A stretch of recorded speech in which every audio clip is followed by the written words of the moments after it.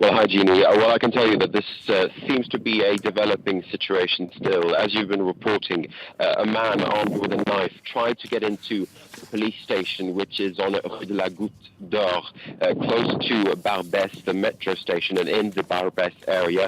As you say, he also appeared to be wearing a suicide vest, and Reuters, the news agency, is reporting that he had been shouting Allahu Akhbar as he walked towards the police station. Reuters is quoting an Interior Ministry official when they are reporting that doesn't appear that he got further than the entrance of the police station, where there is usually a police cordon.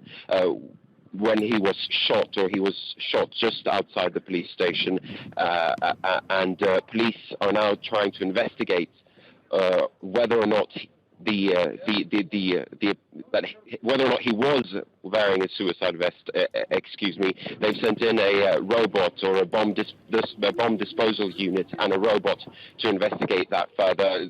Police are still very much on edge, I can tell you as much, because they have shut down this entire area. We have police cordons all over this area, pretty large area, as I say, around Rue de la Goutte d'Or. This is also close to Boulevard Barbès, which is a main thoroughfare through northern Paris, and police have asked shopkeepers to close their shutters and to essentially close at least for now, as they have this area under lockdown. There's also a pretty big ambulance presence, and also the fire department is out in force.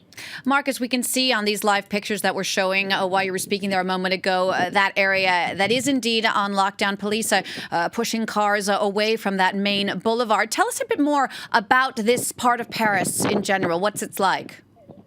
Well, this is a part of Paris that people call populaire. It's pretty densely populated.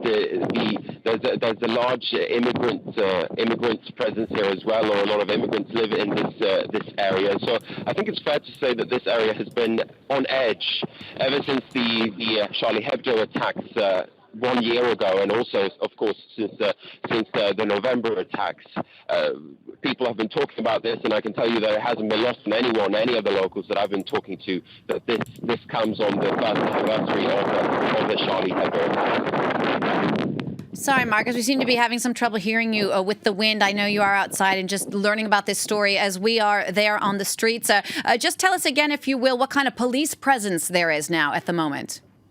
Well, it's a large police presence, Jeannie. Police have shut down the entire street, Rue de la Goutte d'Or, which is where the police station is at. They are essentially asking people as well to move back, or they have been asking people to move back progressively, as they have been investigating whether or not what appeared to be an explosive vest is indeed an explosive device. Police say that they're still looking into that. So the police officers that I've been speaking to say that they are still looking into that, and that is why they do not want any civilians essentially close to the scene.